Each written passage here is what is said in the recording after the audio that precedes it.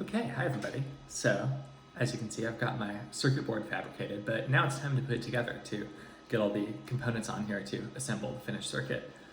It's not as hard as it looks at first glance. I learned how to do this. Well, a little trial and error and such. But I think one of the most important things is just to get organized. So we already know sort of what components we need and where they go on the board. But what I did is I wrote out this little plan in the notebook that basically says, oh, okay, I need, this many 0.1 microfarad capacitors. They go on these spots on the board. And then on this handy organization mat, there's tons of mats like this, but I would recommend one. I'm gonna store these just in the little slot marked 1. And then, I could have a different one in 40, a different one in 78, and so on, just to kind of keep all these tiny little parts organized. So I'm gonna go ahead and take everything out, put them in their spots.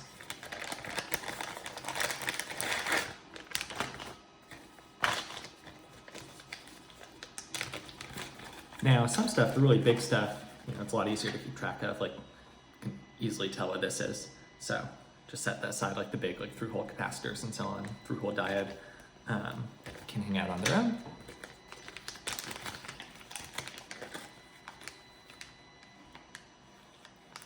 Let's see, here we've got some of the connectors for the board. So this is the 4-pin. On this version of the board, we need one of them. So it'll fit like that.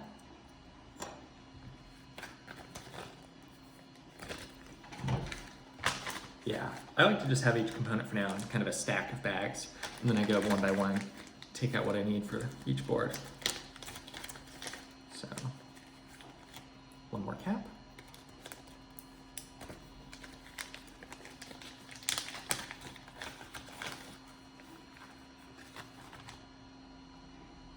These are the 3-pin connectors, so each board has 2 of those.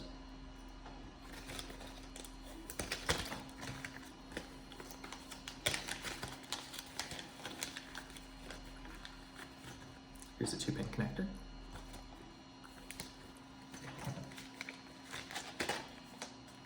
Connector housing, don't need these for now. Set those aside. Great, so I think that's most of the big stuff. Now it's going to down to the small stuff. And so this is when, using some organization method is really helpful. All right, so what do we got? We got these 0.1 microfarad capacitors first. So go ahead and open the bag. Yeah, again, these are what gets hard to keep track of, so it's important to kind of organize these with some method. I like using the little spots on this mat, but you can do it however you want. Start to peel this packaging open.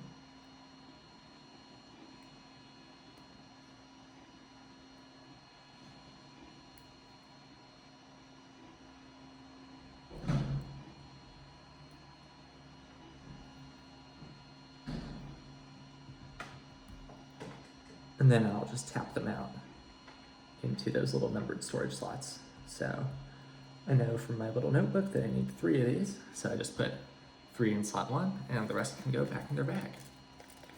So yeah, that's the general idea with the little surface mount stuff. I'll go ahead and just speed it up as I put down the rest of them.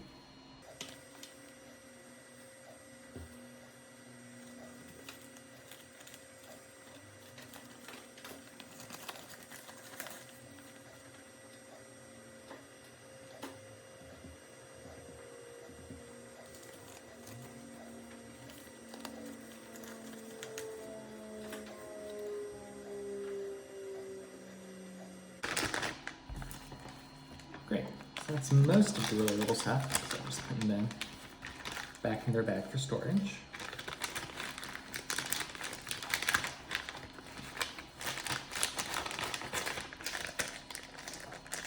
And you can set those aside. Now there's a few more things. So I have most of the ICs in their own bag, or just with 1 or 2.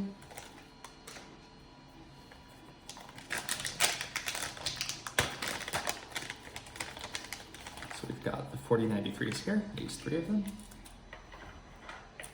Go ahead and put those off to the side.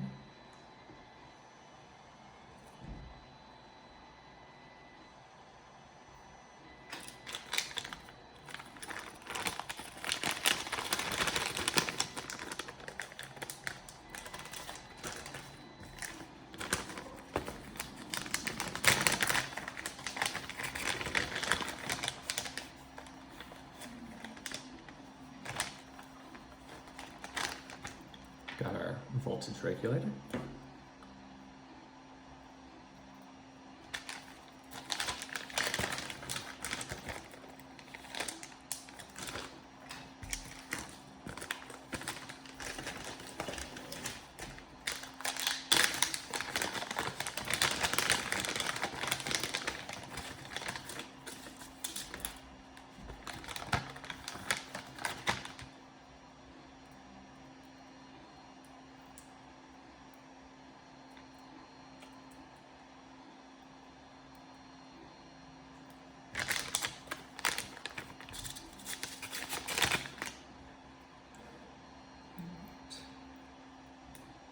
This bag had a few things in it, the PTC, one of the diodes, and the 14538 multivibrator.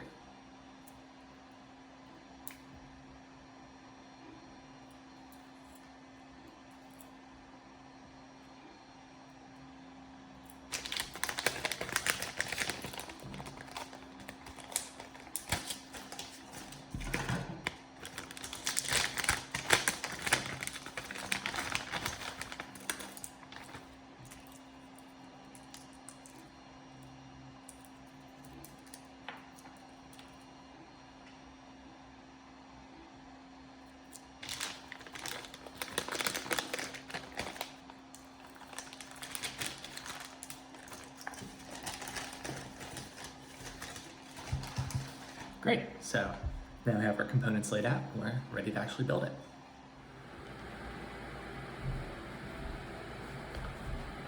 All right, so now that we've got ourselves all organized, we can start the actual work of putting this together. As you can see, this board uses mostly surface mount components, designed it with 0603 size resistors and capacitors. They're a little small, but with a bit of practice, you can definitely hand solder them. That's why I've been putting these together. If you want more info on that, I think there's plenty of resources you can look up, just like beginner surface mount soldering tutorials that I found helpful. The way I'll do it is just by adding a little bit of solder to one pad of each component, all across the board. And then when I put a component on, just heating that pad that has the solder, sliding it in just to tack it down, soldering the other side, and then going back and touching up that first joint, because it won't be very good at first. So with that, I'm going to wait while my soldering iron warms up. This is just a very basic soldering iron. You can adjust kind of the wattage, but it's not really temperature controlled, so you could get a better one. But I found this works okay for me. I've got my solder, of course. A couple other handy things in the assembly process are, of course, a multimeter if you want to check as you go. Flush cutters for cutting the excess through-hole leads, like when I put this capacitor in and such. I have this little loop or magnifier, which is good so you can kind of see the quality of the solder joints as you go. A little clamp, helpful to hold the board sometimes. I'm wearing eye protection. I don't know, safety first, I suppose, just in case. So, yeah. Oh, and I also have a bit of ventilation just through open windows and a fan blowing across.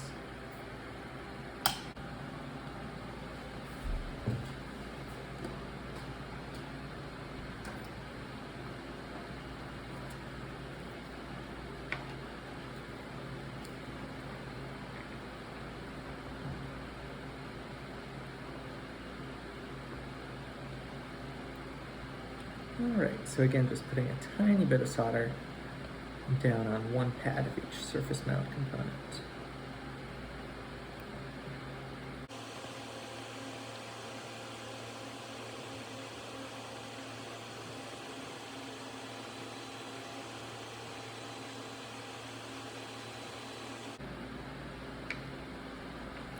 Great, so that's done. We can actually start putting stuff on. Tweezers are going to be very helpful here.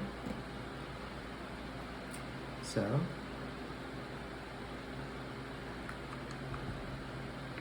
where to start? Start with C3. So that's going to be one of these surface mount 0.1 microfarad capacitors that I just picked up. Find it on the board. Grab it with these tweezers. Heat the pad with the ball of solder on it. Slip it in. Oops.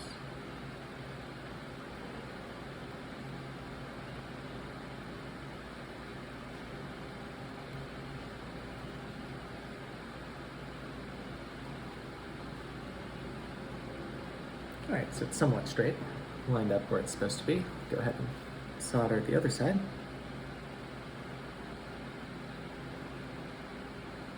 Now go back and touch up that first joint. Great, C3 is on there, so just do that a bunch more times.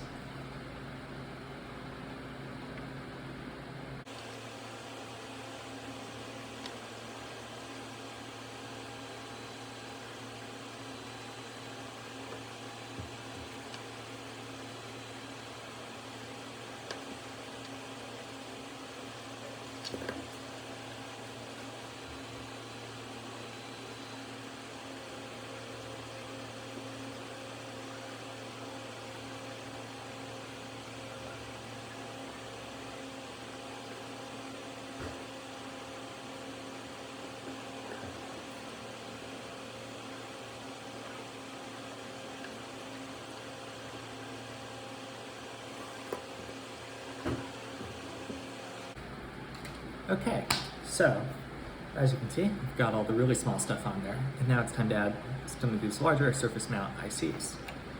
So,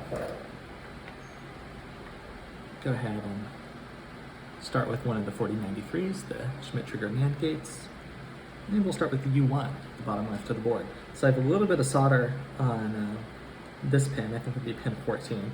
So I'll heat that as I slide the IC in, line it up, and use that pin to tack it down while I solder all the rest.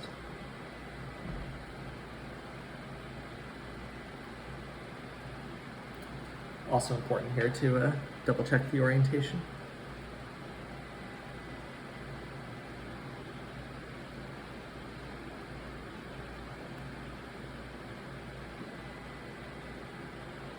All right, now that that's lined up nicely, I can go solder all the pins. This is where you want to be careful not to use too much solder, because then you can bridge the pins, which is okay, you can fix it, but it's a pain. So just a little bit is perfect. 1, 2, 3.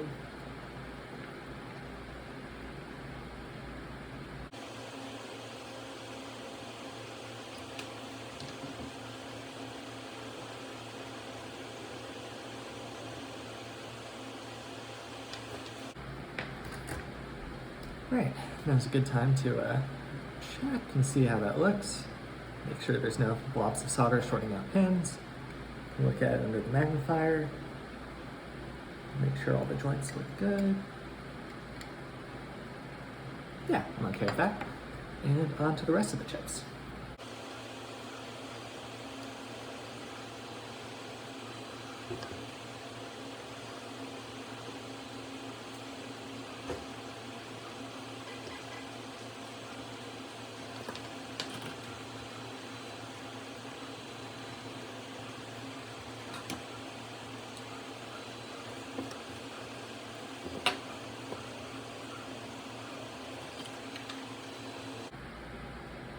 One thing I did to be a little bit nice to myself is I made sure all of these ICs are actually oriented the same direction on the board, so it's easy to keep track when you put it together.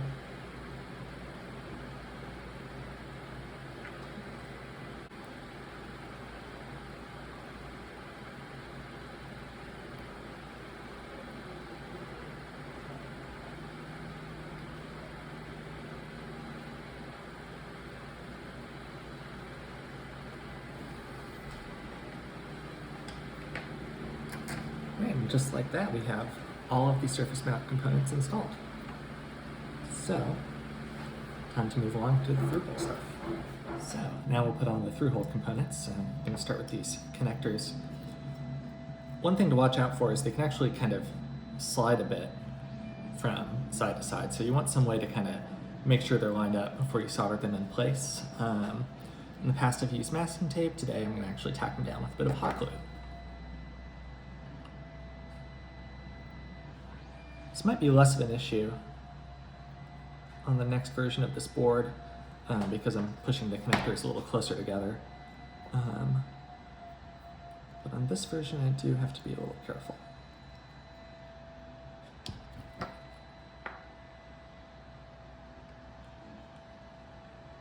It's certainly not the end of the world. if the connectors aren't perfectly straight. It's just if they're way off, then when you go to plug it in, they might knock into each other. You don't want that.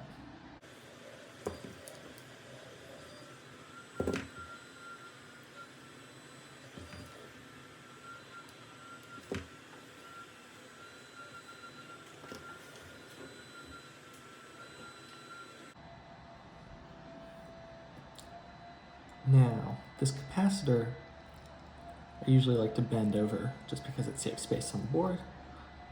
So I'll go ahead and kind of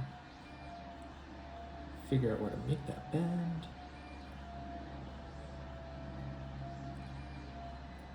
Usually end up with something like this.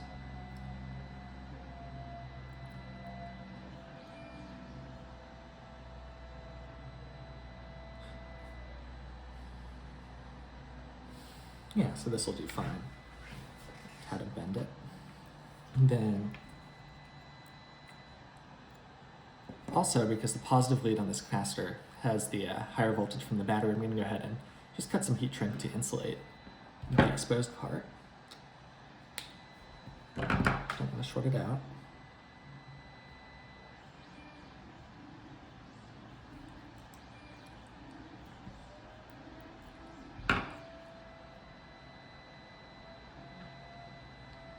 Try that on the board.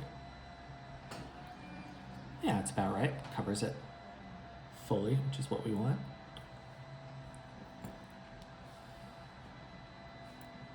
Get the hot glue gun out of the way. And might as well solder this stuff down all at once. So I'll go ahead and get the rest of the through-hole components in place. This is our voltage regulator, running at 5 volts, but the next board we're going to switch to 3.3, and we're going to switch to a surface mount part for this, because I found a cool one.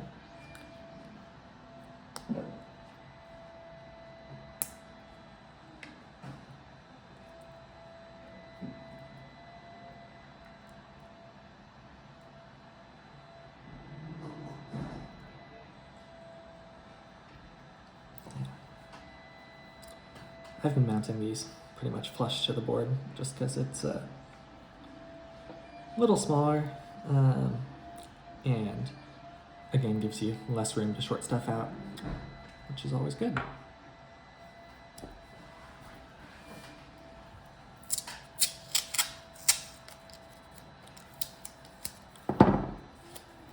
Go ahead and tape this smaller cap down with some masking tape.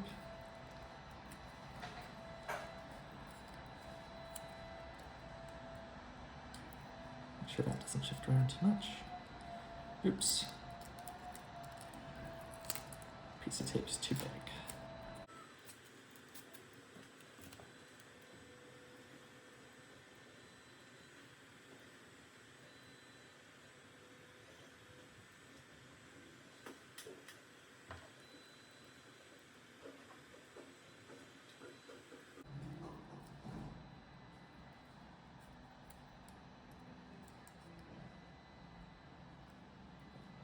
There we go, something like that is about right. So now we have all of our through-hole components pretty much in place. You can see the lead sticking out on the bottom of the board, so that's where we're going to solder everything. And I'll do that just as soon as I change the tip on my soldering iron. Okay, soldering iron is all warmed up, and we're ready to make the final joints on our board. One thing to watch out for is some of these pads connect to the ground plane, just this kind of big flat layer of copper on the underside of the board. And so for the pads that do connect to the ground plane, they sometimes take a little more heat before the solder will really flow, because heat is again flowing out into that big sheet of copper. There is thermal relief on the PCB, so you can tell for the pads that connect to the ground plane, they're not solidly connected, they're kind of connected in 3 different points, and that's actually to make your life easier during soldering. But if you realize you need a little more heat when doing this, that's why. Got my board in the clamp, just trying to hold it steady. And we'll start on these joints.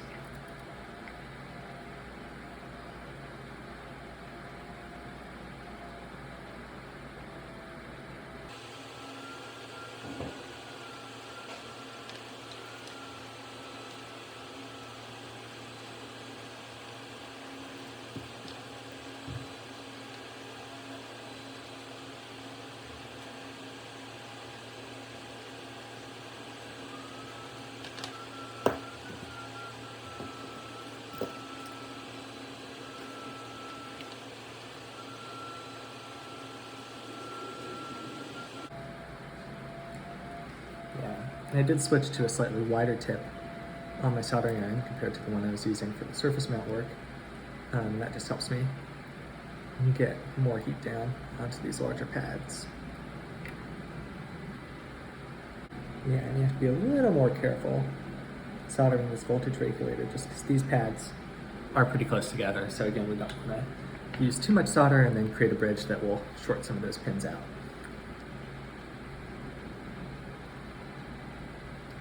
All right, it's almost time for the very last solder joint on the board. There it is, and we're done.